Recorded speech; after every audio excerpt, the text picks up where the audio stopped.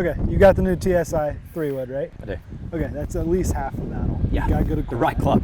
But from what I've observed, and I imagine you're the same way, even the best players in the world, when they grab a 3-wood out, it's not like they have this uber confidence that they're going to hit it really, really well. That contact is going to be really good, right? 1000%. So even the club golfer, now they grab the 3-wood and it's like tops, it's chunks, there's a lot of contact issues, Much higher right? level of concern, yes. Yeah, so what is the biggest concept, or what are the biggest concepts that a recreational player, or even good player, needs to understand about managing that contact for a 3-wood? It's a great starting frame. Biggest concept or concepts, there are two that come to mind. The first is controlling the body.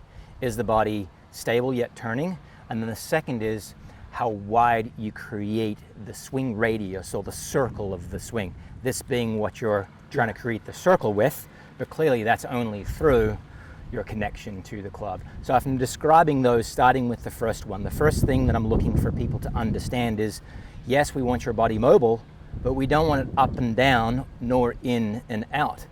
So two ways to create some feedback around improving your body stability. And the first is with a helper. So I would ask you to just take the top of your grip and rest it on my head when I'm at address. Okay. So I'm addressing my 3-wood, ball sitting off the ground. We're trying to create a higher level of certainty that I'm going to be able to make solid contact. And so that point of contact, grip above my head as I'm turning, then creates a reference for me. My body is really, really stable as I'm turning. I see so many golfers make the mistake when they miss contact of turning and elevating, or turning and moving away. You can get away with a little bit of downward and forward motion, but it's really hard to get away with any backward and upward motion. So if you're moving to the sky, or if you're moving away from the golf ball, that's a bad thing. I talk about the top of your body like it's the sun. And if the sun moves further away from the earth, we get really cold here on planet Earth, don't we? Yeah. And cold, ice cold, the results you're going to get in terms of contact when your sun moves away from the earth too much. Now, if you don't have a helper, you can use your shadow in a golf ball as the helper. So what I'm going to do is take a stance, move this golf ball just a little bit, and take a stance where my shadow, just out of the corner of my eye, is right on top of that golf ball. So part of that golf ball is lit with sun, and then part of it is the head, my head shadow casting over it. I'm going to make a backswing, feeling like my shadow stays right on top of that golf ball. It's about 45 degrees to my right at this point, and then I'm going to turn, I'm going to face it. Same thing. I'm casting half a shadow over the ball. Now I'm watching the ball, and I maintain that shadow, the body stability. I do it slowly first, and then I can start to wind a bit more speed into it. Most importantly, it's the stability backswing and downswing that we're really concerned about. So using the shadow, both at 12 o'clock and at about 2:30, will give you feedback on the upwards, downwards, leftwards, rightwards motion, or lack thereof, to produce a whole lot more stability. So that's core concept. I want to follow up on Number that one, yeah, because fire away. as I am putting myself in the viewer's shoes, I want to be careful to clarify that you're not talking about staying still, right? It's not like you're rigid and still. There's a lot of dynamic motion that's going into creating that more centered motion, right? Indeed. We're extending that right side, left side's tilting down, and while it appears like his mass isn't moving a whole lot towards me or away, left or right towards or away from the target, it's nice, centered, and stable. Yeah, my whole spinal column, which extends all the way up to the top of my head, at least visually, is really stable as I'm rotating around it. Yeah. And then that creates a pure foundation for striking the longest of clubs, the flattest of planes off the ground, really, really solid. Okay. At least it's a starting point. So once we're stable, or we know how to create that more centered, stable motion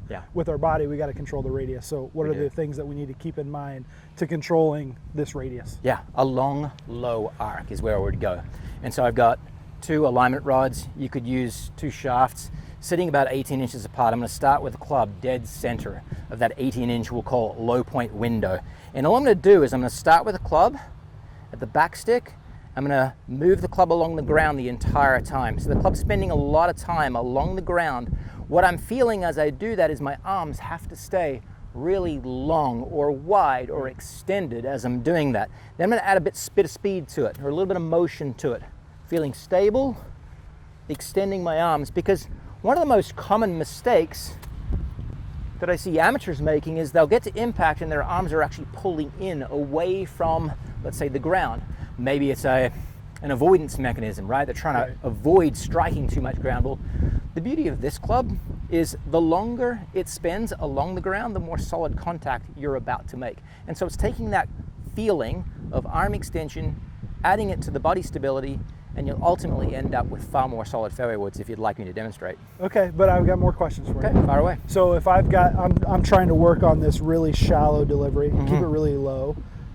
What happens, and maybe the first concept covers this, when that delivers some heavy contact to where I'm actually bottoming out before the ball? Is that when I need to go back to concept 1 and making sure that there's not a whole lot of this movement off the ball so that I can manage that low point better? Without doubt. The first stopping place is always concept 1. It's managing the movement of your body, the stability of it, in that dynamic rotation to land the club precisely. Yeah, cool. All right, you got to demonstrate now. All right, there we go. Oh my gosh. Nice. Okay, so we've got, again, half the battle's covered. We've got good equipment. And now that we understand some concepts around how we can manage that low point, managing the body motion, right? We're not tipping forward, we're not drifting away. Drifting away is bad. Yeah, exactly. And then we're managing that radius. If you can do those two things, if you have the right equipment, you're sure to hit a few more solid 3-woods, yeah? A whole lot more solid 3-woods.